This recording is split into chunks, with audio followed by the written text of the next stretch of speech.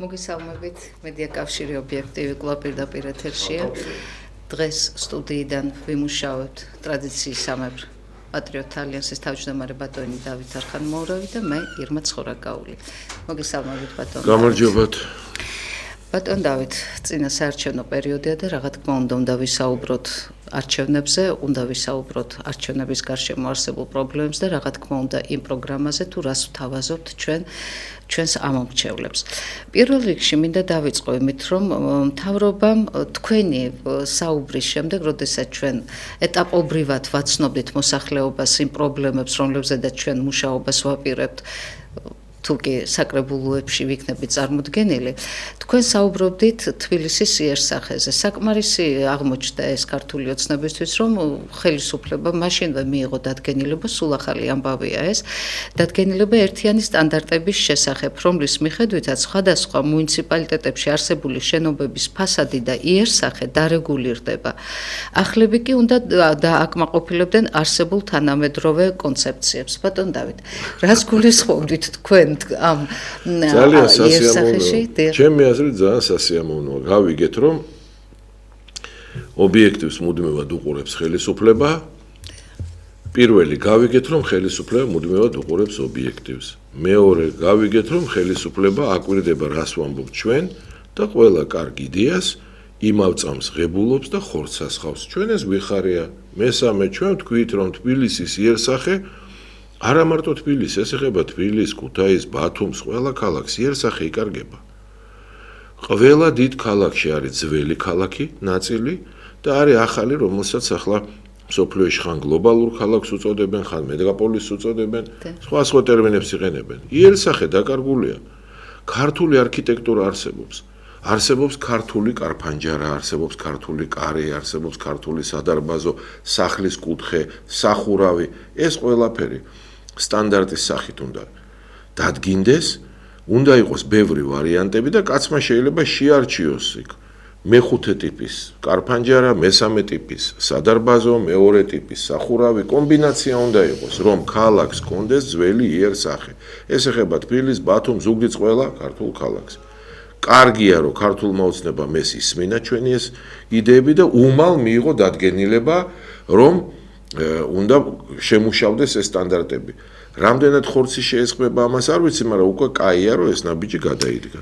რამდენად აუცილებელია ბატონ დავით, ახლა თქვენ საუბრობთ, რომ უნდა იყოს ეს სტანდარტები და რატომ უნდა იყოს, რით არის ეს გამოწვეული? ყველა ქალაქს აქვს აი ხო მოგწონთ პარიზი. რატომ?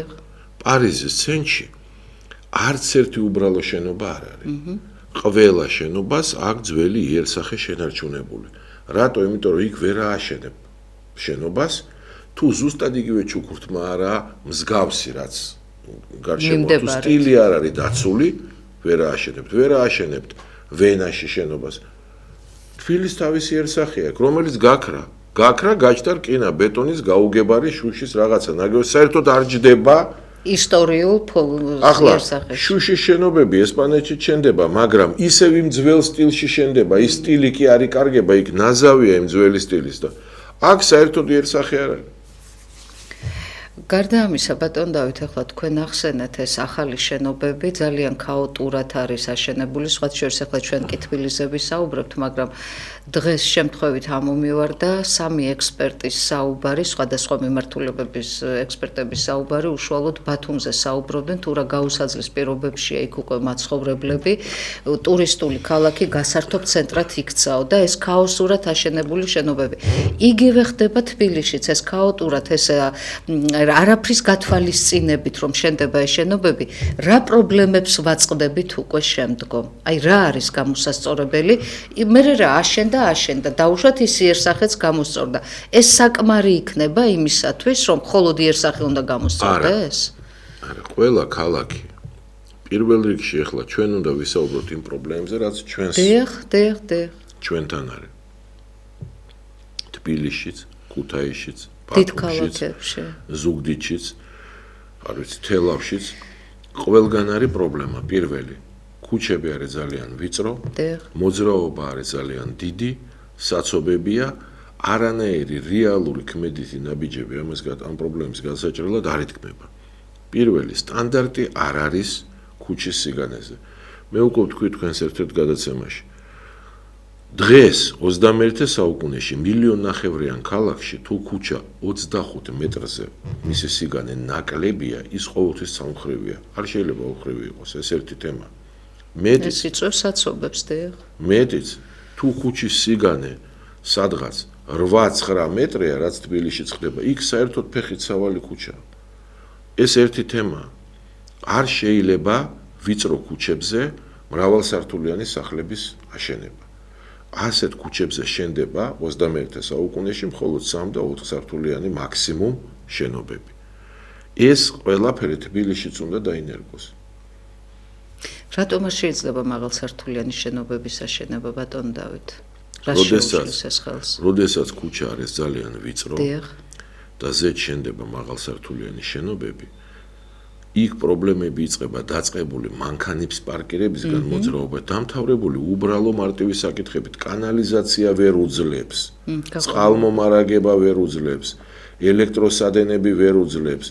ვიწროა ქუჩა, ძალიან დიდი რაოდენობის ხალხი ცხოვრობს, გაყვანილობის პრობლემაც კი არა, კანალიზაცია ხო უნდა გაიყვანო. ვერ უძლებს, მაგრამ მთავარი პრობლემა მაინც აქ პირველ რიგში ეს არის ავტოტრანსპორტის მოძრაობა. იმიტომ რომ მაცხოვრებლებს ყავთ ავტომობილები და ამ ავტომობილების ადგილი აღარ არის. ბატონ დავით, აბა თქვენ რას თავაზობთ ზოგადად მოსახლეობას ამომრჩეველს, რას ვეუბნებით, სად შეიძლება ეს მაღალსართულიანი შენობები განთავსდეს, სად შეიძლება ზოგადად ძველ თბილისში, ჩვენი აზრით, ძველ თბილისში საერთოდ აღარ უნდა აშენდეს არანაირი მაღალსართულიანი შენობები, პირდაპირ უნდა აიგრძალოს. ძველ თბილისში, ძველ ქალაქში, ეს გინდა ძველი თბილისი იყოს, გინდა ძველი ბათუმი იყოს, გინდა ძველი ქუთაისი, ძველ ქალაქში მაღალსართულიანი შენობები არ უნდა აშენდეს და ეს არსად აღარ კეთდება. მარტო ჩვენთან არ უნდა აშენდეს, ეს პირველი საკითხია. ამას უნდა მოვერიოთ ერთხელ და სამუდამოდ. მეორე, თუ რომელიღაც სახლი ინგრევა, იგივე სიმაღლის სახლი უნდა აშენდეს, მასზე მაღალი კი არა. და იერსახე უნდა იყოს შენარჩუნებული. მერე ქუჩები, ახალი ქუჩები უნდა გავიყვანოთ. არსებობს ეგრეთ წოდებული გრიდული სისტემა. გრიდული ნიშნავს ბადისებრი. აი ბადე კეთდება ქუჩების. ახალი ქუჩები გაყავთ, რომ ესეთი ბადე იყოს, ერთმანეთის კვეთავი ქუჩების. რატო? რომ დიდი წრის დარტყმა არ დაგჭირდეს სადღაც თუ მიდის მანქანა. ეს ძალიან სერიოზულ განთვითვას აკეთებს მოძრაობისას. და ჩვენს უცხოენად ვიქცევით. რაღაცა სახლები დაინგრა, შეიძლება ქუჩის გაყვანა, იმის ნაცვლად რომ ქუჩა გავიყვანოთ, იქ 10 სართულიანი სახლი შენდება, მაშინ როდესაც სამიანი იყო. აი ეს ყველაფერი, ამაზე უარი უნდა ვთქვათ, იმიტომ ეს ყველაფერი ხდება კორუფციის და ფულის კეთების გამო, სხვა არაფერი მიზეზი აქ არ არის. ამაზე უარი უნდა ვთქვათ. უნდა გავიგოთ, რომ ძველი ქალაქი დამთავრდა, იქ აღარ იქნება მაღალი შენობები.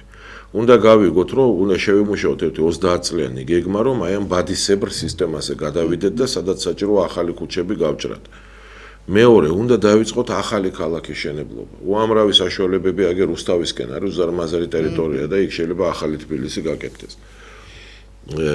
დროთა განმავლობაში ახლა თუ თბილისი მეგაპოლისი გახდება ნამდვილი გაგებით, ანუ 5 მილიონს გადააჭარბებს, ის რუსთავსაც მოიერთებს შესაძლოა ახლა. ეს დღეს არ მოხდება და ხვალ ამას დრო უნდა ბევრი წლები, აწლეულები, მაგრამ ყველაფერია შესაძლებელია. რეალურად ამაზეც უნდა ვფიქრობდეთ ჩვენ. მაგრამ თუ ჩვენ გვინდა თან ვამბობთ, რომ უძველესი ქალაქი ვართ, გსურს ტურისტულად, ეხლა 1500 წლის ქალაქია თბილისი, როგორც დედაქალაქი, თორე აქ მოსახლეობა მანამდე ცხოვრობდა. და ბევრად უფრო ადრე ცხოვრობდა მანამდე. არქეოლოგიური გათხრები გვეუბნება, რომ აქ 2000 და 2500 და 3000 წლის წინ ცხოვრობდა ხალხი. შეიძლება ქალაქი არ იყო, რაღაც დასახლებული პუნქტი იყო, დასახლება იყო, მაგრამ ხალხი აქ ცხოვრობდა და დედაქალაქად აქცია ვახტანგ გორგასალმა. ნუ ჩვენ ამას არ უფიქრდებით, ისეთი ხალხი ვართ ქართველები, არ ვიბძვით ჩვენი ისტორიისთვის, განსხვავებით თქვა სომხებისგან, სადაც ვთქვათ, ერებუნი იყო ციხესიმაგრე, სინამდვილეში ისიც კი არავინ არ იცის ზუსტად სად იყო ეს ციხესიმაგრე. შემდეგ იქ არანაირი ქალაქი აღარ იყო და რეალურად მეორე მსოფლიო ომის პერიოდში და მის მერე დაიწყო იქ რეალურად ერევანის შენებლობა. მანამდე საერთოდ სოფელი იყო, მაგრამ ისინი ამბობენ, რომ აი ჩვენი ქალაქი 3000 წლისაა. და ჩვენ კიდე მართლა გვაქვს ქალაქი თბილისი, რომელიც როგორც დედაქალაქი 1500 წლისაა და რეალურად ალბათ 3000 წლის ეს ქალაქიც იქნება, მაგრამ ამაზე არ ვსაუბრობთ არასდროს. ჩვენ ხო ჩვენ ისტორიას არ ვიცავთ და არ ვიბრძვით ამისთვის. როგორც ახლა სრულიად ნათელია, რომ ყველაზე ერთ-ერთი უძველესი დამწერლობა გვაქვს ჩვენ და სრულიად ნათელია, რომ პირიქით მესროპ მაშტოცმა და სომხებმა ქართული ამბანიდან რამოდენ გარკვეული ნაწილი ასოებისა წაიღეს მათ. ჩვენ კი არა. ჩვენ ამბანი ქონდა იმასაც ვერ 360-იან წლებში გვაქვს წარწერა, რომელსაც არც ვცდილობთ რომ სოფლიოს დავამტკიცოთ რომ გვაქვს. მანამდე გვაქვს ნეკრესის წარწერები პირველი საუკუნის, არც ვცდილობთ რომ სოფლიოს გავაგებინოთ რომ ეს ყველაფერი გვაქვს. ანუ დამწერლობა მე ვგულისხმობ მატერიალურ ძეგლებს, ქვაზე გამოკვეთილ ძეგლებს, რომელსაც წყალი არ გაუვა და ვერ შეეკამათები. გვაქვს ესე იგი ქვაზე ნაკვეთი, აღარ ვლაპარაკობ გრაკლიანზე, კი ბატონო, იმაზე რაღაცას დაობენ, მაგრამ ის საერთოდ სოფლიოში ერთ-ერთი ყველაზე ძველი ნიმუშია, მაგრამ დავანებოთ ამას. ის რაც გითხარით, პირველი მე-4 საუკუნის მესროპ მაშტოცის დაბადებამდე არსებული ძეგლებია. ყველა მიცის ინტერნეტში დევს, მაგრამ სოფლიოში ამის პროპაგანდირებას ჩვენ არ ვახდენთ, რაღაცნაირად არ ვართ ამით დაინტერესებული და სოფლიო კვლავ იმ ტყუილშია, რომ მესროპ მაშტოც შეუქმნია სომხური, ქართული, ალბანური და ასე შემდეგ. იმიტომ რომ მუშაობენ მაგ მიმართულებით ბატონ დავით, ჩვენ გვაკლია. ამ დროს ის რაც იცის თელმა სოფლიომ, თქვათ, ქვა, რომელიც პალესტინაშია, ხო, 430 წლისაა ჩვენი და 480-ისაა სომხური და ჩვენ უკვე 430 წელს გვაქვს ასობგერაო და მათ მე-9 საუკუნემდე არ ქონდათ ასობგერაო. ანუ მესროპ მაშტოცმა როგორ შექმნა ჩვენი ამბანი, როცა თავის ამბანში ასობგერაო არ ქონდა. ამიტომ ბევრი რაღაც ნიუანსები, მაგრამ ჩვენ არ ვიბრძვით ჩვენი ისტორიისთვის და არავის არაფერს არ უმტკიცებთ. და ეს ჩვენ ქალაქსაც ეთყობა. ეხლა ამას თავი დავანებოთ. დაუბრუნდეთ ადგილობრივი თვითმმართველობის საკითხებს. ქუჩები და ქალაქში მოძრაობა არის ერთ-ერთი ყველაზე მნიშვნელოვანი რამ. აი მე მინდა დავსვა უბრალო კითხვა. არ ვიცი ვინმე უფიქრდება ამას თუ არა. თუ უფიქრდებით დღეში რამდენ საათს ხარჯავთ ჩვენ გადაადგილებისას. თუ უფიქრდებით ჩვენ დღეში რამდენ საათს ხარჯავთ ტრანსპორტში. დღიურად 2 საათს, ზოგჯერ 2.5 საათს თითოეული ჩვენთაგანი ტრანსპორტში ხარჯავს. გადაითვალე ეს, ახლა მე ვარ 62 წლის. გადაითვალე რამდენი ცხოვრების განმავლობაში, რამდენი წელი დაიხარჯა გზაში. მეორე, თუ ვფიქრობ ჩვენ რომ აი ადგილობრივი თვითმმართველობა წინა არჩევნებზე ხო გპირდებოდა რომ ჩვენი ცხოვრება გაუმჯობესდება, უფრო ნაყოფიერი გახდება შრომა. ნაყოფიერი როგორ გახდება შრომა, თუ მე გზაზე ვხარჯავ დღეში 2 საათს და 2.5 საათს. აი ეს დრო, ჩემი ცხოვრების დრო, ჩემი სიცოცხლის დრო, მომპარა მე იმ ადგილობრივმა თვითმმართველობამ, რომელმაც წინა ჯერზე დაგვპირდა, რომ უფრო ნაყოფიერად ვიმუშავებთ და ეს არ შეასრულა. ვერ მუშაობთ ნაყოფიერად. ამიტომ ჩვენ ეს პრობლემები უნდა გადავჭრათ.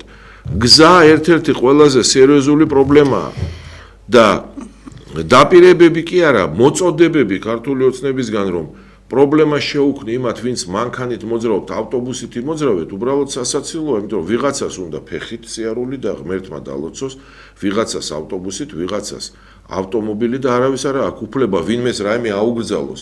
ადგილობრივი თვითმმართველობის ფუნქციით ხელი შეუწყოს. ამიტომ ვიმეორებ. 25 მეტრზე ნაკლები ქუჩები, სიგანე თუ არის 25 მეტრზე ნაკლები. მხოლოდ ცალკრივი მოძრაობა უნდა იყოს, ეს არის თანამედროვე სტანდარტი 1.5 მილიონი ქალაქისთვის. ეს ერთი. მეორე, ბადისებრი, გრიდული, ანუ ბადისებრი სისტემა უნდა შეიქმნას, ახალი ქუჩები უნდა გაიჭრას, რომ ერთი ადგილიდან მეორე ადგილზე მისვლა იყოს ადვილი და დიდი წრე არ გჭირდებოდეს ამას. ესეც სასობების წინააღმდეგია, განტვირთავს ქუჩებს. მესამე, ქუჩებზე, რომელიც ვიწრო ქუჩებია, უნდა აიგრძალოს მაღალსართულიანი корпусების შენებლობა და ძველ ქალაქში საერთოდ უნდა აიგრძალოს მაღალი შენობების შენებლობა. ეს უნდა იყოს ძველი ქალაქი დაახლოებით 3 მაქსიმუმ 4 სართულიანი შენობები. მეხუთე, სტანდარტი უნდა შემუშავდეს, რომ იერსახე იყოს დაცული ქალაქის, რომ ძველი ქალაქი გავდეს ძველ ქალაქს. რომ შენობა შეხედავ და მიხვდე რომ ეს ქართული შენობაა, არა რაღაცა შუშის რკინა-ბეტონი. შუშად შეიძლება იყოს, მაგრამ უნდა იყოს შეხამებული იმ ძველ სტილს და სტანდარტი უნდა გაკეთდეს, საიდანაც ჩანს როგორი იქნება შენობა, რომ ქართული იერსახე კონდეს. აი ეს ყველა საკითხი უნდა იყოს გადაჭრილი. გასაგებია, ახლა თქვენ ახსენეთ ბატონ დავით, სადგომების პრობლემა ამავდროულად, როდესაც ეს ვიწრო ქუჩებია, გარდა ამისა ვიწრო ქუჩებიც რომ არ იყოს, თქვათ ეს განიერ ქუჩებზე რამდენად სწორად არის ეს სადგომები, მაგრამ ყველაზე მთავარი იცით რა არის? სადგომები არის ფასიანი.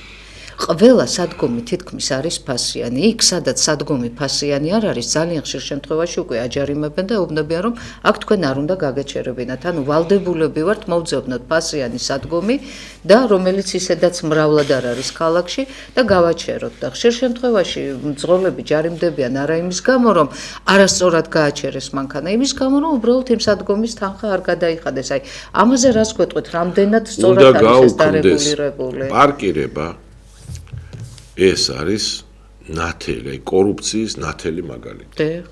პარკირება არის კორუფციის ნათელი მაგალითი. არ არის ადგილობრივი თვითმმართველობის თემა ტექდათვალიერება, მაგრამ ესეც კორუფციის ნათელი მაგალითია. საერთოდ ავტომობილებთან დაკავშირებით იმდენი კანონია მიღებული, რომელიც არის ნათელი მაგალითი კორუფციისა, რომ ჩამოთვლაც კი ძნელია. ყველაფერი ეს უნდა გაუქმდეს.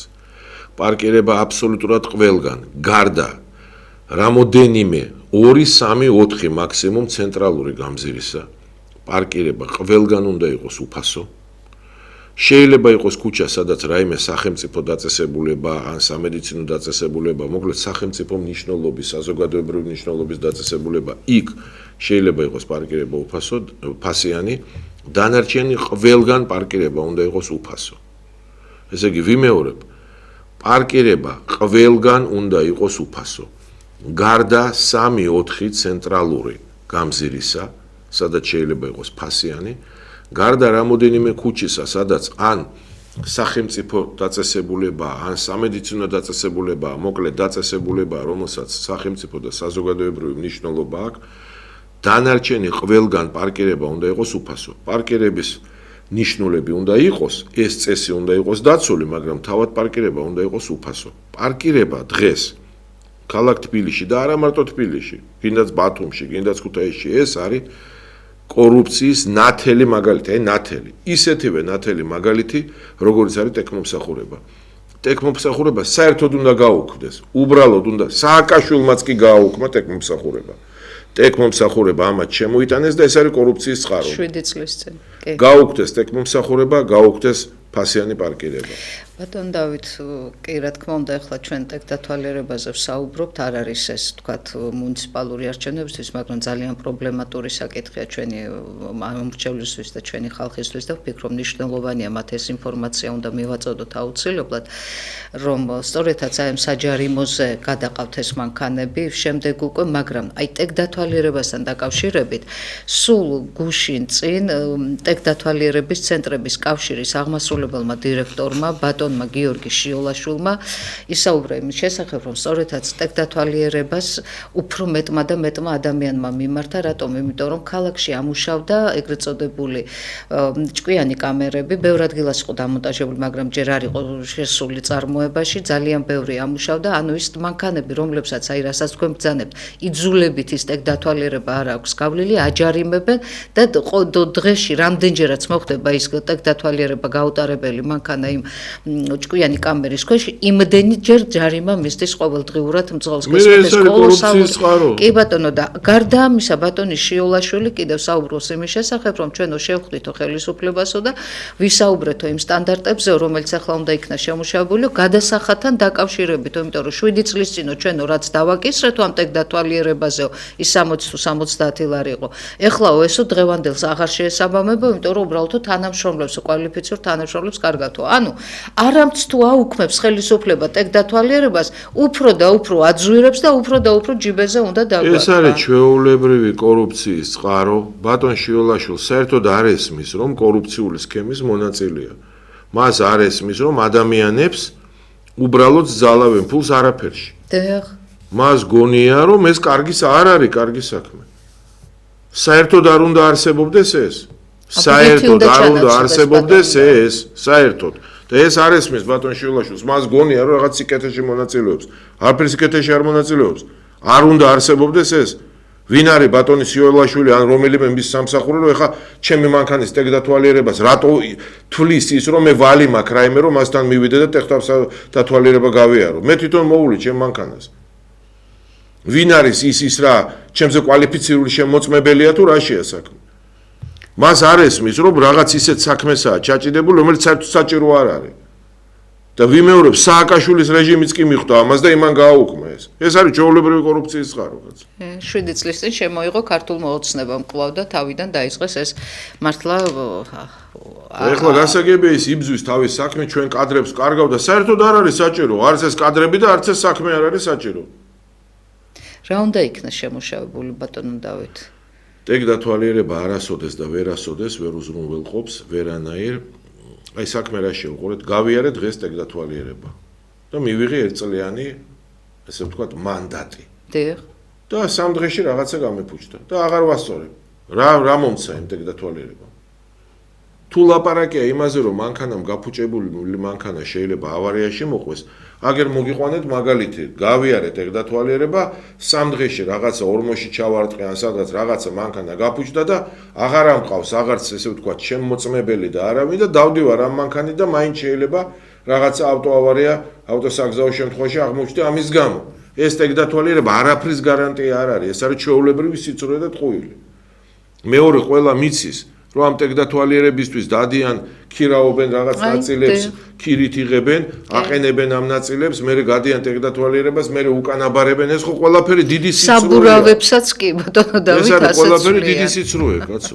კიდევ ვიმეორებ, ეს არის უბრალოდ ფულის გამოძალვის ლეგალური რაღაც საშუალება გამოიგონეს, კორუფციის ლეგალიზაცია. ეს არ უზრუნველყოფს არანაირად. ერთადერთი რაც უზრუნველყოფს და რაც არის სოფლიოში აპრობირებული, ეს არის დაზღვევა. დაზღვევა. კი ბატონო, შეიძლება იყოს ავტომობილების სავალდებულო დაზღვევა, ოღონდ ფასები უნდა იყოს გონივრული და ამ დაზღვევის შემთხვევაში მანქანა ჯერ ისევ სადაზღვეო კომპანია არაზღვევს მანქანას, რომელიც არ არის მოწესრიგებული, ეს ერთი თემა, თუმცა იქაც შეიძლება სადაზღვეო კომპანია მოათხოვო, მაგრამ მეორე საკითხი ისაა, რომ დაზღვევის შემთხვევაში რაღაცა რო გაფუჭებულია, ის დაზღვევა თვითონ გინაზღაურებს. ხოლო და ამ გზით შეიძლება თვითონ მანქანის ფლობელის გახდეს მოსურნე დაზღვევის, იმიტომ რომ იცის რომ რაღაცა გაუფუჭდა სადაზღვეო კომპანია აუნაზღაურებს, არ არის აუცილებელი აქ ავარიაში მოყვეს ის. ხედავს რომ რაღაც გაფუჭდა, აი ესეთი ტიპის დაზღვევები უნდა იყოს. სრულფასოვანი, რომელიც რაღაცა გაფუჭდა იმასაც გეხმარება იმაში და ავარიის შემთხვევაშიც. ეს არის ერთადერთი ნორმალური გზა, როცა ყველა არის დაინტერესებული. ესეც არ უზრუნველყოფს 100%-იან შედეგს. ავარია ყოველთვის მოხდება რაღაცა მიზეზის გამო სამწუხაროდ და საუბედუროდ, მაგრამ ტექდათვალიერება ხო საერთოდ არ არის ამაზე ორიენტირებული, ტექდათვალიერება უბრალოდ ფულის გამოძალვის წყაროა. ლეგალური მეტი არაფერი. მანქანა ყავს მწყობში, აი ტექდათვალიერებაზე. და ხო ხედავთ მე ფლობელები რანაირად აზროვნებენ უკვე, რომ აი ეხლა 60 ლარი არა 200 უნდა გახდეს. კი, იმიტომ რომ ჩვენო ხელფასებს ვეღარ გავცემთო ჩვენს და საერთოდ რატომ უნდა იღებდე ჩემ ხარჯზე ხელფას შენ რა ვალი მაქვს შენი გამაგებინე რა დაგიშავე რატომ უნდა გიხდიდე მე ხელფას შენ? მართალია. ბატონ დავით, ახლა საუბრობთ ქალაქის პრობლემებზე და აუცილებლად ჩვენ უნდა შევეხოთ ის ძალიან რთული თემა, ეს არის ნაგავსაყრელობის თემა, რომელიც ძალიან აწუხებს თბილისის მოსახლეობას, ამავდროულად დაბინძურებული ქალაქი და რამდენად სიმწვანეში ვართ, რამდენად საკმარი სკვერებია, რამდენად საკმარი გამწვანებაა ქალაქში და მაგრამ მე მინდა მაინც დავეწყოთ ამ უშუალოდ ნაგავსაყრელობით, ეს არის ძალიან მნიშვნელოვანი თემა. ერთ-ერთი ყველა სერიოზული თემა. საქმე იმაშია, რომ ძალიან დიდია სხვათა შორის სამწუხაროდ, საუბედუროდ, ახლა კიბო მოიკიდა ფეხი ძალიან სერიოზულად. კიბო არის ერთ-ერთი ის დაავადება, რომელიც ძალიან დიდი მასშტაბი აქვს საქართველოში. გავრცელდა ძალიან, დიახ. და ბევრი ძირითადად თურქეთში დადიან ახლა, ან რუსეთში. უმეტესობა თურქეთში. რატომღაც გონიათ, რომ თურქეთში უკეთესი სკოლაა ვიდრე რუსეთი, მაგრამ ნუ რუსეთი იმდენად შეაშინა უკვე ამ ლიბერალებმა, რომ მაგრამ მაგას თავი დავანებოთ. თვითონ თურქებიც გაოცებული არიან, რომ ამდენი რაოდენობრივად, ამდენი ადამიანი რატომ არის კიბოთი დაავადებული საქართველოში მასიურად კი. ერთ-ერთი მიზეზი არის ნაგავსაყრელი, რო იცოდეთ. იმიტომ რომ აი მაგალითად ლილოს ნაგავსაყრელი ეს არის რაღაცა ტრაგედია, რომელზეც არავინ არ ლაპარაკობს და არავინ ამას ყურადღებას სინამდვილეში არ აქცევს და იქიდან ამ ნაგავსაყრელიდან მარტო ხაერით არა ეს წყალში ჩაედინება ყველაფერი. ძალიან დიდი, ესე იგი, მოწამულა ხდება მთელი ქალაქის და ეს იძლევა შედეგებს წლების განმავლობაში. ადამიანებს უჩნდებათ კიბო. არავინ რეალურად არ არის დაინტერესებული, აქო ყველაფერი თამაში და მიკერძოვებაა. ჩვენ, როდესაც პარლამენტში ვიყავით, მაშინ ამ თემით დაკავებული ვიყავით და ერთ-ერთი ყველაზე დიდი კომპანია მსოფლიოში, რომელიც აშენებს ნაგავ გადასამუშავებელ ქარხნებს ეკოლოგიურად სუფთა და ამას ყველაფერს მერე გარდაქმნის ამ ნაგავს პეტიქვია ესეთი პლასმასივით დავანებოთ თავი გარდაქმნის სხვა ნედლეულში და ეს ნედლეული გააქვს დასავლეთში ასეთი კომპანია ჩამოვიყვანეთ კიდევაც აქ და საგარანტიო წერილი მოატანიეს 600 მილიონზე რომ ესენი ამშენებლები რა ერთ-ერთი ყველაზე ცნობილი და მერე ტენდერში დაამარცხეს ის და რაღაცა პატარა კომპანიას გაამარჯვებინეს რომელმაც არაფერი არ გააკეთა არაფერი ისევისეა ესენი არავის არაფერს არ აძლევენ ყველგან რაღაცა უნდათ თავისი და შედეგი რა მივიღეთ საერთოდ არაფერი არ არის აქამდე აშენებული იქნებოდა ის ქარხანა და ის მთელი საქართველოს კი არა ისინი მზად იყვნენ რომ მთელი კავკასიის ის წაეღოთ გადაემუშავებინათ და ნაგავი და წაეღოთ არ მოისურვეს საერთოდ ისე დავრჩით არაფერი არ გაკეთდა ალბათ ფიქრობდნენ რომ მე თვითონ დაუკავშირდებიან იმ კომპანიას კი ბატონო დაუკავშირდნენ გააკეთოთ მაგრამ ესეც არ გააკეთეს ნაგავსაყრელი არის ძალიან დიდი პრობლემა და ვიმეორებ არავინ არ აქცევს ამას ყურადღებას სერიოზულად სამწუხაროდ ჩვენ ამას არ უფიქრდებით მოსახლეობა სერიოზულად ამას არ უფიქრდება რომ უზარმაზარი მომწამვლელი ძალა აქვს ამ ნაგავსაყრელს ხალხი იწამლება ავადდება კიბოთი და ერთ-ერთი სერიოზული ეს არის აი დაავადებების კერა რომელიც სულ არ არის აუცილებელი ლილოში ცხოვრობდე გესმით ნაგავსაყრელი არის ლილოში და თქვენ შეიძლება ცხოვრობდეთ რუსთავში მაგრამ რუსთავში აღწევს ეს საწამლავი აი ამას უნდა გვესმოდეს და სხვათა შორის ბატონო. ნუ რუსთავში იქ მოკლე გზა არის, კი ბატონო, სხვა შეგვიძლია ავიღოთ, არ ავიღოთ რუსთავი, არა აქ ამას ნიშნობა. ნებისმიერი სხვა ადგილი შეიძლება ავიღოთ და გეუბნებით, რომ რეალურად მის აქციელში შეიძლება ცხოვრობდეთ და ნაგავსაყრელი არის ლილოში, მაგრამ გეუბნებით, რომ აღწევს მცხეთაში, მის აქციელში აღწევს ეს საწამლავი და ამას ჩვენ სერიოზულად არ უფიქრდებით, არაცნობიერებს ამას საზოგადოება. ეს უნდა გავაცნობიეროთ. ეს ძალიან დიდი პრობლემაა. გარდა ამისა თქვენ ახსენეთ რომ ჩვენ ამ ნაგავსაყრელების თემით დიდი ხანია დაინტერესებულები ვართ და დიახ მაშინ როდესაც ჩვენი პარტია პარლამენტში იყო წარმოდგენილი პირადად მე მქონდა შეხვედრები ამ მოსახლეობასთან ადგილზე გავედი და მინდა გითხრათ რომ ყველაფერს რომ თავი დავანებოთ თუმცა ეს არის ყველაზე მთავარი და მნიშვნელოვანი რომ ჩვენ ამით ვიწამლებით ისეთი სუნი დგას რომ შეუძლებელია იქ ცხოვრება ზოგადად შეუძლებელია უზარმაზარ ტერიტორიაზე ეს უბრალოდ სუნი არ არის ეს არის გაზები რეალურად მომწავლავი ჰაერში რომელსაც სუნთქავს ადამიანი და იწამლება რეალურად იწამლება აი ახლა და ეს ხდება წლების განმავლობაში დღე და ღამ დაუსრულებლად კარებს ვერ ვაღებთო ფანჯარას ვერ ვაღებთო ნუ საშინელება ხდებოდა მართლა ერთი სულ როდის გამოვიქცეოდი იქ და სულ რო არ გააღონ სულ აი კიდევ ერთხელ მოდი პუნქტებად ჩამოვაყალიბოთ შეიძლება მე აქედან რაღაც კლიპიც გამოვიდეს ხო? დიახ. პირველი ნაგავსაყრელი ვთქვათ ლილოს მაგალითზე ეს არის უდიდესი საწამლავი და უდიდესი კერა მოწამვლისა.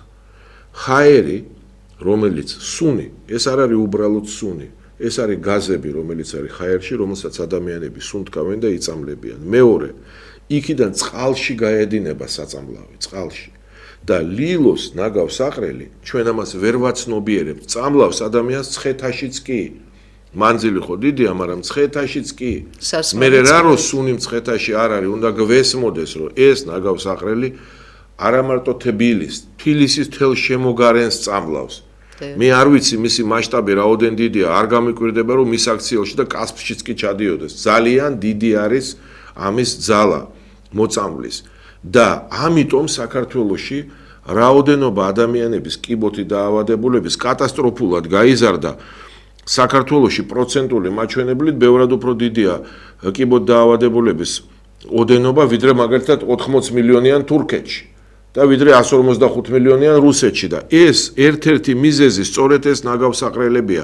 ესეთივე მდგომარეობაა თბილისში, ბათუმში, ქუთაისში და სხვაგან. ხელისუფლება უნდა ააშენოს ხელისუფლებამ გადასამუშავებელი ქარხნები. ამას არ აკეთებს. როცა ჩვენ პარლამენტში ვიყავით, ყველაზე დიდი კომპანია შვეიცარიული ჩამოვიყვანეთ აქ, რომელმაც 600 მილიონი დოლარის საგარანტიო წერილიც კი ჩამოიტანა, რომ ამას ააშენებს და მთელ საქართველოს ნაგავს გაიტანს და ამუშავებს და გაიტანს და ესეც არ მოაგებინეს ტენდერში, არ მოისურვა ხელისუფლებამ. თვითონაც არაფერი არ გააკეთა. ეს არის საგანგებო პრობლემა. ბატონ დავით ზარია პირდაპირ ეთერში, ვფიქრობ შემოვიყვანოთ ტელემაყურებელი. მოგესალმებით, პირდაპირ ეთერში ბრძანდებით ისაუბრეთ. ისაუბრეთ, პირდაპირ ეთერში ბრძანდებით. დიახ.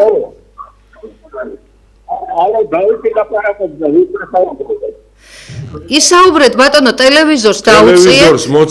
ტელევიზორს მოცილდით და ტელეფონში ლაპარაკობთ.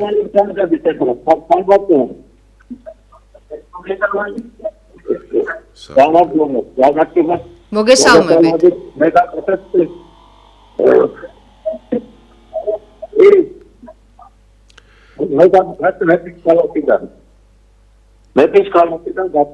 დიახ. დავით მაიცი ხოდა აი რა არის ის პლატონა მონოსატრალიტიანი თავი ნაგავსაყრელი აი ნაგვის პროცესი რო დგა აი თელსა სოფელში შე დაღაყრიან ყრიან მარე გარეთ აყრიან ნაგავსაყრელი არაყრიან ყველა ნაბიჯს რაცა როცა კარიეროს რასტები ვერ ისინი ვერ მიიღებს და თორ დაბეჭდებულია რა თელსა სოფელში ედენი მანაცესატირია ზოგადად დინდარე ჩაედინება მარტო ის კი არ არის ის პრობლემა აგასაყრელი ყველაზე მთავარი პრობლემა მოწესრიგდა ხალხი უნდა მივიდეს მაქსიმუმ პრობლემა უნდა მივიდეს რომ ნაკავი არ უნდა დაყარო და აი თანაც მთავარი კიდე მეორე სალი არ გამოვა საკალო სალი არ და კაკალი უკვე ასისტენტები არის მანქანები არის იგაცა ეანდება ვინა მოწამლე რა ვინა უყავი არაფერი ამიტომ აი მას დიდი კურატების ფუნქცია უნდა რა ნაგავსაყრელი კი არა ბატონდა ძალიან მინდა ორჩასდა თქვენი ნახავი და ინტეგრაციული დასაწყისი ცენტრი ოფისში მაგრამ ჩამოდით ცენტრალურ გატო მე საბუთები მაგათაც და სულასთან ისწრი თქვენი წინაპრითა და ჩემი ფაქი საბუთები ხოერგენი მართავდნენ საერთოდ მამას ახლისაც როარია სოფლის მამას ახლისაც მაშინ დავითი არის ნახტანები კიდე თქვენი წინაპარი ერთი რო ამ რეგიონს რო მართავდნენ ასე მობრძანდით ჩამობრძანდით შევხვდეთ თბილისში არ არის პრობლემა აი თბილისში ცოტა მიჭირს 87 წელს ვარ ბატონო მაშინ რა ტელეფონზეც რეკავთ ამ ტელეფონს ჩაიწერენ ოპერატორები და დაგიკავშირდებით ჩვენ მაგ ტელეფონს. კი, ძალიან აფსოვს რა არის. კეთილი. გამოიყენეთ ის. დაგირეკავთ ამ ნომერზე, დაგიკავშირდებით ამ ნომერზე.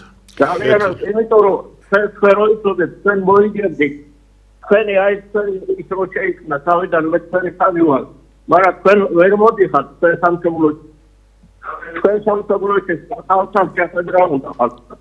კეთილი შევხვდებით კი ბატონო დაგირეკავთ ამ ნომერზე თქვენს ნომერზე დაგირეკავთ კი ბატონო ახლა საუბრობდა რომ ერთ-ერთი პრობლემა რაც ახლა დასახელდა ნამდვილად არის რომ დროულად არ ხდება ნაგვის გატანა ნუ თბილისში მეტნაკლებად მოგვარებულია ახლა დადის მანქანები რომლებიცაც ნაგავი გააქვთ მაგრამ ეს მანქანებიც მთელ სოფლიოში მანქანები რომელსაც გააქვთ ნაგავი მოძრაობენ ღამე გასაგებია რომ ღამის სამუშაო რთული სამუშაო ადამიანები იღლება მაგრამ ზუსტად იმიტომ რომ საცობები არ იყოს ეს ერთი იმიტომ რომ ეს ნაგვის მანქანები საცობების ერთ-ერთი შემქმნელი არის თვითონ. ეს რომ არ იყოს. მეორე დღისით რომ აი ეს ნაგვის გადატანა არ ხდებოდეს, რასაც სუნი აქვს. ამიტომ მთელ სოფლიოში, რომში, პარიზში, ბრიუსელში, რა ვიცი, ლონდონში ყველგან მანქანები, ავტომობილები, რომლებსაც ნაგავი გააქვთ, დადიან ღამე. მარტო თბილისში არის რომ დღისით, მზისით დადიან ეს. თანაც პიკის საათების თან პიკ საათებში. ღამე უნდა იარონ. გასაგებია რომ მერიას არ უნდა იმ ხალხისთვის მეტი ხელფასის გადახდა, მაგრამ უნდა გადაუხადოს მეტი ხელფასი და ღამე უნდა იმუშაონ. და ცოტა თავის ჯიბეს მოაკლდება ეს ფული.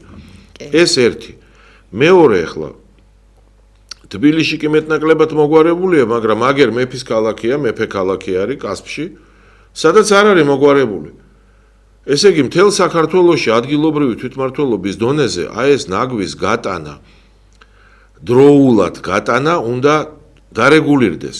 მაგრამ ადგილობრივ თვითმმართველობებს თბილისის გარეთ ეთყობა ან ბათუმის გარეთ ან დიდი ქალაქების იქით აღარ აინტერესებთ, არ თვლიან ამას მნიშვნელოვან საკითხად.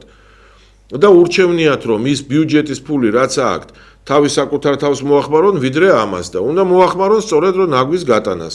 ეს საკითხი არის ძალიან მნიშვნელოვანი. ზარია ყვა პირდაპირ ეთერში. მოგესალმებით, ისაუბრეთ პირდაპირ ეთერში ბრძანდებით. ალო, გისმენთ? უკაცრავად დიდი ხანია მინდა თქვენთან საუბარი და ესეთი რაღაცა მინდა.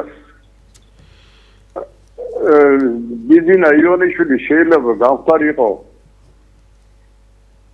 დავით აღმაშენებელი თუ არა, გორგასალი მაინც. ვიყავი დიდ ხანს ჩემს სამსახურში, გარეთ არ გამომიხედია. გამოვიხედა და ვნახე ბანგრეული და აშენებული ქალაქი. მაგრამ როგორი აშენებული, ეს არის ბიზნეს გადაყოლებული. ყდარი ქალაქის სასაფლაო. ბევრნაირი გაგებით. ერთი გაგება რაც შეიძლება იყოს. ამან შეიცვალა მოსახლეობა ჩვენი, რომელიც ჩამოდიან, იწყებენ მუშაობას ამ საქმეს. იხოცებიან და აქ იმარხებიან, არ მიდიან თავიანთ სახში. მეორე კიდევ ისა რომ თბილისი ნავდის ქალაქის სასაფლაოა იმის გამო რომ სისხლძარღვები გადაკეტი და მოძრაობა რა თქვენ რასაც თვლით და რასაც აი ახლა ლაბარაკობთ მე თანამონაწილეობ მაგისი ბიზნესი შეიძლება მართლა გამხდარიყო მართლა შეიძლება და ყველაფერს დაიწვა დარჩენოდა ადამიანად იმდენი სიგეთია გაკეთებული იმდენი ჩადი ყველანაირი რომ ხალხმა ეს ყველაფერი გადაყარა დაიუწყა რაღაცების გამო. იქნებ ახლა მაინც რაღაცნაირად ჩვენ ეს ამბავი რომ ეს შენებლობა რაღაცნაირად სხვა იმას კალაბოჩ გადაიღო ამის მერე მაინც სხვაგალაბოჩ გადავიდეს და ეს ხალხი ვინც კიდე დაიჭია დაქან მეიღონა არც ერთი არ გამოდგომია ვისაც ჩააცვა ყველა იმას იმან ყველამ გახადა ამ ადამიანს და ვიცნობდი მაგას დონიდან პირველად რო დაიწყო ზესტაფონიდან ზაგაიყვანა ჭირათხეზე მოსახლეობა როგორ უდგებოდა როგორ ხედავდა სურათი გასაგებია მitmedis იყო და აი ესე დიდ საქმეს უპასო და უსავი ყველაფრის გარეშე აკეთებ გასაგებია მადლობა ზარისთვის იმისათვის რომ ის რაზედაც ახლა ჩვენ საუბრობ და ტელემაყურებლები გვეთანხმებიან ბატონ დავით ამისათვის ეს საუბრად რომ არ დარჩეს უნდა მოგცენ ხმა წინააღმდეგ შემთხვევაში ჩვენ თუ არ გვექნება ბერკეტები ამ ყოლაფრის გამოსასწორებლად რაღა თქმა უნდა კვლავ ყველაფერი ისე გაგრძელდება ეხლა საუბრობდით ამ დაბინძურებულ გარემოზე საუბრობთ იმისთვის რომ რაღაც შევცვალოთ ჩვენ უნდა აღმოვჩნდეთ საკრებულოში და უნდა აღმოვჩნდეთ მასშტაბურად მაგრამ ნუ ერთი პლუსი მაინც არის რომ ხელისუფლება ისმენს რასაც ვამბობთ და მე რაღაცა შეიარაღებაზე იღებს და აიღოს ღმერთმა დალოცოს გააკეთოს. დავით, მეტიც ახლა მე გეტყვით წინა საპარლამენტო 2024 წლის წინა საპარლამენტო პროგრამა სრულად აგებული იყო იმაზე, იმ პროგრამაზე, რაცაც თქვენ საუბრობდით, სწორედ იმ წინა საარჩევნო. დააგვიანება არსებობს დაახლოებით. პუნქტებიც კი არ იყო შეცვლილი თანამდებობა. ხელისუფლება ქართული ოცნება როგორ მოქმედებს? საქართველოს პატრიოტთა ალიანსის პროგრამებს იღებს პირადად ჩემ ნასაუბრებებს. კი, და შემდეგ ამას ყველაფერს 3 წლის დაგვიანებით ეხლა სწრაფად დაიწყო უფრო რეაგირება, აგერ ვთქვი იერსახეზე და იმ წუთასვე რაღაცა მიიღო. დაახლოებით 2 კვირაში მაშინე დადგენილება არაფერი არ გვინდა, ჩვენ სწრაფად მიიღო დადგენილებები და გააკეთო. იმიტომ რომ ძალიან დაგვიანებულად იღებენ ხოლმე და მე უკვე მართლა აზრი აღარ აქვს. თქვენ კი დროულად საუბრობთ, მაგრამ ისინი დაგვიანებულად ხვდებიან ამას ყველაფერს. ეხლა ვსაუბრობდით ჩვენ ამ ნაგავსაყრელებზე და ამ ნაგვის ავბეთობაზე და მე წეღან ბათუმი ვახსენებ, სხვა შორის ბათუმის პრობლემებში ერთ-ერთი პრობლემათ ეს არის, რომ ძალიან არის ქალაქი დაბინძურებული, ბატონ დავით, აი გაუსაძლისია იქ ქუჩებში სიარული, ერთი თვის წინ იქ ვიყავი და ჩემი თვალით ვნახე ეს ყველაფერი, მე იქ სანიაღრო სისტემები არ არის მოწესრიგებული და ეს ნაგავი რომ ჩაედინება ზღვაში, ამიტომ არის რომ იშვიათად ზღვაზე ჩასული ადამიანი რაღაცა ენტეროვირუსით დაავადებული არ დაბრუნდეს. აბსოლუტურ ჭეშმარიტებას ბრძანებთ, ასე რომ ვფიქრობ, რომ ეს მართლა ძალიან მნიშვნელოვანია, უშუალოდ პირდაპირ ჩვენს აქაც იგივე პრობლემებია, ქუჩა არის სიგანეში 10 მეტრი. და დგას იქ 50 სართულიანი შენობა. ნუ აი იგივე პრობლემებთან გვაქვს საქმე და კიდევ უარეს პრობლემებთან გვაქვს. კი ბატონო. ეხლა არ შეიძლება ჩვენ არ შევეხოთ ჩვენს უმწვევ მდგომარეობაში მრავალშვილიანი ოჯახებს, სოციალურად დაუცველ ოჯახებს, რომლებსაც სახლები არ გააჩნიათ. აი რას ვთავაზოთ ბატონო დავით, რა არის გასაკეთებელი ამ ბინადმშენებლობის მიმართულებით? მოდი ზარს ვუპასუხოთ კი ბატონო და შემდეგ გამეცით პასუხს. მოგესალმებით, პირდაპირ ეთერში ბრძანდებით ისაუბრეთ. შუადღემშვიდობისა მოგესალმებით. მოგესალმებით. დიდი მოაზროვნეები იძახიან, რომ დემოკრატია არის არასწორი წყობა. 1000 იდიოტი დობნის ერთ ჭკვიანსო. ასე რომ თქვენერი ხალხი, ბატონი დავით თარხალმოურავის, თქვენი და სხვების კიდე პატრიოტთა ალიანსის წევრები ხელოვნურად უნდა დახვან პარლამენტში. ეს არის სამართლიანი და სწორი. სხვა შემთხვევაში იქნება სულ ესეთი კატასტროფული მდგომარეობა. მადლობთ. დიდი მადლობა. ჩვენი პროცენტი დაგვიწერონ და პარლამენტში ყველა შემთხვევაში აღმოჩნდებით. არ გეგონოთ თქვენ დიდი მხარდაჭერა გვაქვს ჩვენ ხალხის. ხალხის მხარდაჭერის პრობლემა არ გვაქვს ჩვენ. თავარია რომ აქ უბრალოდ სხვა ბრძოლა მიდის. და ამ ბრძოლას ეწირება ყოველთვის პატრიოტული ძალები და ტრადიციული ძალები. თორემ არ არის პრობლემა და დეფიციტი მხარდაჭერის არ არის. დიდი მადლობა. მუნიციპალური ბინადმშენებლობა ჩვენ აუცილებლად უნდა აღვნიშნოთ ერთი რამე. არავის არ ახსოვს, რომ საბჭოთა პერიოდში, საბჭოთა კავშირში არსებობდა კრიტერიუმები, ამ კრიტერიუმებით ფასდებოდა ოჯახი და შემდეგ ბინას აძლევდნენ უფასოდ ამ ოჯახს, ჩუქნიდნენ ბინას. ესე იგი აფასებდნენ მის მდგომარეობას და ჩუქნიდნენ ბინას. ასეთივე მსგავსი სისტემა დღეს მოქმედებს საფრანგეთში, მოქმედებს იტალიაში, მოქმედებს ბელგიაში, მოქმედებს ავსტრიაში, ეს ბევრმა არ იცის. გერმანიაში ეს ბევრმა არ იცის. მე ვიცნობ პირადად იმ ქართველებს, რომლებიც წავიდნენ საფრანგეთში და იქ შვილი ეყოლა და იმ შვილმა მიიღო ბინა სახელმწიფოსგან უფასოდ, ანუ აჩუქა მას სახელმწიფომ. ყველა ქალაქის მუნიციპალურ ბიუჯეტში და მათ შორის ჩვენც იგივეს ვთავაზობთ, რომ 3-4% გამოიყოს თბილისის, ბათუმის, ქუთაისის, ზუგდიდის, თელავის ბიუჯეტიდან, სხვა ბიუჯეტებიდან, სადაც ამის შესაძლებლობა არის და შემუშავდეს კრიტერიუმები, მით უმეტეს რომ ქვეყანას აქვს საბჭოთა გამოცდილება ამის. და ის ოჯახები, ვინც უკიდურესად გაჭირვებულია და ვთქვათ მრავალშვილიანი 6-7 შვილი ყავს, ნათელია რომ ვერ იყიდის ვერასდროს ბინას, იმას უნდა ვაჩუქოთ ბინა. პერსპექტიული ახალგაზრდა ოჯახია, იმას უნდა ვაჩუქოთ ბინა.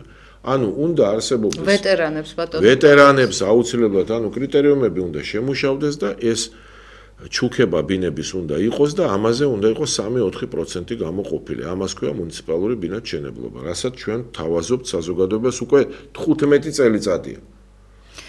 ეხლა ბატონ დავით ჩვენ ამ უმწეო ოჯახებზე ვსაუბრობთ და ამ ბინის პრობლემზე ვსაუბრობთ. გარდა ამისა, აი დააკვირდით ესეთ მნიშვნელოვან რამეს. თავად ხელისუფლება ამბობს, რომ 1,800,000 კაცი, ესე იგი 840 თუ არ ვწდები 1000 კაცი იღებს შემწეობას და კიდე 1,000,000 თუ 900,000 რაღაცა ითხოვს რიგში დგას. როგორ ვარ ჩვენ ინდექსით მე-6 ადგილზე ბედნიერების და წარმატებით მე-5 ადგილზე, როცა 1,800,000 თუ 1,900,000 კაცი იძახის, რომ შემწეობა მინდა, ზოგი იღებს, ზოგი იძახის ხელგასწველი დამეხმარე. დახმარებას სიტყობს. მაგრამ ეხლა როგორ უნდა მოვერიოთ ამ საკითხს?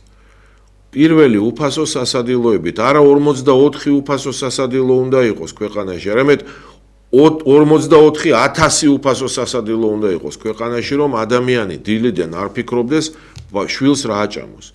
უფასო სეზონური სამოსი ადამიანებსა და რაც თავარია უფასო ტრანსპორტი, ავტობუსი. თუ შენ კაც სამსახურს ვერ აძლევ, ის მაინც გააკეთრო საჭმელზე არ იფიქროს, სამოსზე არ იფიქროს და კონდეს გადაადგილების უფასო საშუალება, თუნდაც საათში ერთხელ იაროს უფასო ავტობუსმა, რომ ამ კაცმა თვითონ იაროს, იმოძრაოს და ეძებოს ეს სამსახური და რაღაცა იპოვოს და როცა კაცი იღვიძებს და ფიქრობს შვილს რა აჭამოს, რა ჩაიწვას და ლარი არა აქვს, რომ იმოძრაოს სამსახურს როგორ იპოვის. ანუ ვერ უკეთებ, ვერ აძლევ სამსახურს, მიეცი საკვები უფასო, სამოსი და მიეცი უფასო ავტობუსი და თვითონ მოუვლის თავის თავს ივლის რაღაცას იზავს. ეს ერთი თემაა. მეორე თემაა, კაცო. აგერ თბილისის შემოგარენში სოფლებია, პატარა ქალაქებია, გლეხებია, პროდუქცია აქვს. პროდუქცია აქვს, უნდა იყოს უფასო ავტობუსები შაბათ-კვირას, რომ ამან ეს პროდუქტი თავისი ჩამოიტანოს, უნდა იყოს ბაზრობები, სადაც არანაირი გადასახადი არ არის, საერთოდ ამათთვის. პირდაპირ აი ღია ბაზრობებზე გამოდიან თავისი პროდუქტით და ყიდიან ეს ეკონომიკას აი გაუცებ სამჯერ წინ წაწევს. რა უნდა ამის გაკეთებას? სურვილის გარდა. და აქაც არ უნდა იყოს ინტერესი ფულის შოვნის და კორუფციის, უნდა იყოს ინტერესი, რომ გლეხს და ფერმერს საშუალება მიეცეს მოქალაქეს პირველ ხელში რაღაცა მიყიდოს ყოველგვარი ზედ დადებული თანხის გარეშე. აი ეს უნდა გაკეთდეს. ბატონ დავით, ახლა თქვენ ახსენეთ ეს უფასო სასადილოები და მე მინდა გითხრათ, რომ ამ უფასო სასადილოში ყველას არ აქვს უფლება მისვლის, იცით, ნებისმიერს არ შეუძლია მივიდეს, იქ სიები არსებობს და იქაც ოჯახის ერთი წევრი უნდა მივიდეს და არა ყველა ვთქვათ და აი ესე ვფიქრობ, რომ სწორედ ისეთი უფასო სასადილოები უნდა შეიქმნას, სადაც ვისაც სურვილი ექნება ის, თქვენ რო ბრძანეთ, რომ 800,000 კიდევ რიგში დგას შემწეობისთვის, აი იმ 800,000-აც უნდა შეეძლოს იქ უკვე მისვლა და გამოყვება. სახელმწიფომ უარი რომ თქვას, აი მხოლოდ ერთ პუნქტზე, ძვირადღირებულ ავტომობილებზე, რომლებიცაც ჩინოვნიკები გადაადგილდებიან და გადავიდეს იაპ. სხვა შორის ყველაზე იაფი ახლა ჩინური ელექტრომობილებია. აი რომ გადავიდეს ამაზე, ეკოლოგიასაც უშველის ეს. აი მარტო ის ფულია საკმარისი, რომ საქართველოს საერთოდ აღარ იყოს ჩიმშილი. აი მარტო ეს თანხაა საკმარისი. და კიდევ ბატონ დავით, ახლა თქვენ საუბრობდით უშუალოდ ამ მუნიციპალიტეტებთან ურთიერთობებზე და ვფიქრობ ეს ძალიან მნიშვნელოვანია, კარგად ვთქვათ, რომ სწორედ ის ბაზარი, სადაც ადამიანებს ყვლეფენ, ჩამოსულები ადამიანები დგანან იმ ბაზარში და იმ ბაზრობაზე ადგილში ფულს იხდიან, თანხას იხდიან, ესაც კორუფციის წყარო ვიღაცამ შეისყიდა ეს და კი ბატონო და როდესაც ადამიანი არც მგზავრობაში ფულს არ გადაიღდეს, არც იქ დგომის ფულს არ დაიხდის. ის ხომ გაცილებით ნაკლებად გაყიდის ამ პროდუქტს. ეს მისთვისაც მომგებიანია და ჩვენთვის ხომ ძლიერი სოფელი, ძლიერი ქალაქია უკვე. სამწუხაროდ ჩვენ ვჩებით ქვეყანაში, სადაც წართმევაა. ბატონ დავით და სულ ორი სიტყვით თუ შეიძლება ჯანდაცვაზეც რა უნდა გავაკეთოთ ჩვენ ამისათვის. მუნიციპალური საავადმყოფოები და მუნიციპალური პოლიკლინიკები. სადაც უფასო იქნება. ყველაფერი უფასო იქნება. დიდი პატივისცემით გემშვიდობებით, ჩვენი დრო მოიწურა და შევხვდებით კიდევ. შევხვდებით აუცილებლად მომავალ სამშაბათს. კარგად ზანდებოდეთ.